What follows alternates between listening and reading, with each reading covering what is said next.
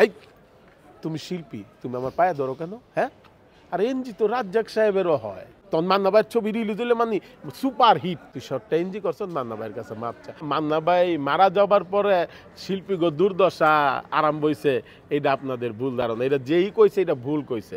তো মান্না ভাই থাকতে মান্না ভাইয়ের সাথে আমি ছবি করছি না। হয়তো মান্না ভাই মরে যাওয়ার পরে এই যে ইউটিউবের ইগিলি, এই যে মোবাইল গিলি হাতে হাতে কিন্তু তখন পৌঁছে গেছে গা। আজ থেকে কত বছর আগে মান্না ভাই মারা গেছে? মিনিমাম 10-12 বছর হয়েছে না ভাই? 10-12 বছর। এরকম করে মোবাইলটা তখন ছিল না। তখন মান্না ভাইয়ের ছবি রিলিজ হলে মানে সুপার হিট ছবি, আপনার বাইঙ্গা চুরা যেত। কিন্তু মান্না ভাই থাকতো, সিনেমা ভালো চলছে এখনও মনে করেন। তারপরে মান্না ভাই মারা যাওয়ার পরে কিন্তু ভালো চলছে। কিন্তু মান্না ভাই থাকলে আরও ভালো থাকতো, সিনেমাটা আরও ভালো থাকতো, সিনেমা হলগুলো থাকতো। সে সিনেমা প্রেমী মানুষ ছিল ভাই। সকালবেলা উঠাইয়া দেখতাম কি 9টার মধ্যে এফডিসি চলে আইতো শুটিংয়ে, আইসা পড়তো। আইসা ওই যে প্রোডাকশন ম্যানেজার সমিতির গেটটার সামনে দাঁড়ায় থাকতো সে, আর সে চিকন সিগারেট খাইতো, ইজি সিগারেটটা সে খাইতো। ওই টাইমেই কিন্তু সে খাইতো। তার সাথে আমি একটা ছবি করছি, সে ছবিটার নাম হচ্ছে জগৎ সংসার।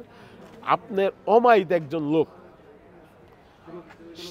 তার সাথে যদি আমি কাজ না করতাম আমি বুঝতে পারতাম না মান্না ভাই কিরকম মানুষ। সে এমন একজন মানুষ, আপনার এই যে এই ফ্লোরে, তারপর এই যে এই ফ্লোরে শুটিং করতেছি আমি, একটা শর্ট এনজি করছি। আমি এনজি করি নাই কা, তখন 35-এর আমল। আপনার এনজি আমি করি নাই। আমরা 3টা কমিটিয়ান ছিলাম। একটা কমিটিয়ান আমার ঠেলা দিছে টেরির থেকে, সব কিছু পইরা গেছে গা। যাই হোক, একটা শিল্পী আমার খুব রাব ব্যবহার করছে, তুমি এই কাজটা করলা কেন? তো রায়হান মুজিব ভাই ছিল ওই ছবির ডিরেক্টর। তো রায়হান মুজিব ভাই বলতেছে যে তুই মান্না ভাইয়ের কাছে মাপ চা, তুই শর্টটা এনজি করছো, মান্না ভাইয়ের কাছে মাপ চা।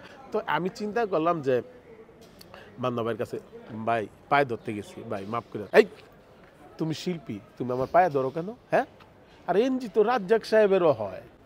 আমি মান্না, আমারও তো এনজি হইতে পারে। তুমি কেন শিল্পী হইয়া কেন মাপ চাইবা? হ্যাঁ, শিল্পী কখনো মাথা নিচা করবা না মানুষের কাছে। আমি শিল্পী, তুমি শিল্পী। তবে শিল্পীদেরকে খুব মূল্যায়ন করতো মান্না ভাই খুব ভালো মানুষ। তখন আমার বুকের পাটাটা ভাই বড় হয়ে গেছে, বিশ্বাস দেবেন। মান্না ভাই যখন এই কথাটা বলছে, আজকে যদি মান্না ভাই যদি আমার সাথে খারাপ আচরণ করতো, তাহলে মান্না ভাইয়ের প্রতি আমার একটা ঘৃণা জন্মাইতো না ভাই? তার প্রতি আমার ভালোবাসা, শ্রদ্ধা এখনও রয়েছে। এখনও আমি সাক্ষাৎকার, অনেক চ্যানেলে আমি সাক্ষাৎকার এই কথাটা আমি বলি ভাই, মান্না ভাই ভালো মনের মানুষ ছিল ভাই। সিনেমারে ভালোবাসতো ভাই, শিল্পীদের ভালোবাসতো ভাই। ওরকম শিল্পী নাই ভাই, ওরকম শিল্পী আদৌ হইব কি না বলতে পারি না ভাই। বেশি খাটতে হইল সিনেমা হল ভাই। সিনেমা হল যদি থাকতো আরও শিল্পী অনেক জন্মাইতো ভাই। প্রযোজকরা সিনেমা বানাইতো। প্রযোজকরা মনে করেন আপনার 1 কোটি টাকা 80 লাখ টাকা খরচ করে ধরেন, মনে করেন আপনার এই ঠিক মতো যদি 50 লক্ষ 60 লক্ষ টাকাও পাইতো, 80 লাখ টাকা খরচ করে, তারপরে প্রযোজকেরা সিনেমা বানাইতো। তারা সিনেমা বানার থেকে যাইতো না।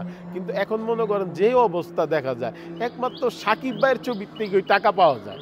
হল মালিকেরা টাকা দেয় 3 লাখ 4 লাখ 5 লাখ করে রেন্টাল দেয়। কিন্তু আপনার একটা নতুন শিল্পীরে হল মালিকেরা টাকা দেয় না। যদি না চলে, হলেরও তো একটা খরচ আছে ভাই। হল মালিকেরাই কী করবে ভাই? টাকা দিয়ে মনে করেন বিপদে পড়বো ভাই। হয় আপনার মনে করেন 20,000 টাকাই দিল, এই 20,000 টাকায় আপনার মনে করেন এই পার্সেন্টেজে 20,000 টাকা 40,000 টাকা আপনার করতে হইব, এই ব্যস্ত হইব, টিকিট ব্যস্ত হইব, বুঝছেন? তো 40,000 টাকা ব্যস্ত হইলেও তাহলে শেয়ারটা কালেকশনটাই হয়ে যাবো গা। তো এই জন্যে মনে করেন ভাই শিল্পী হইতাছে না ভাই। হল যদি থাকতো ভাই তাহলে শিল্পী হইতো ভাই।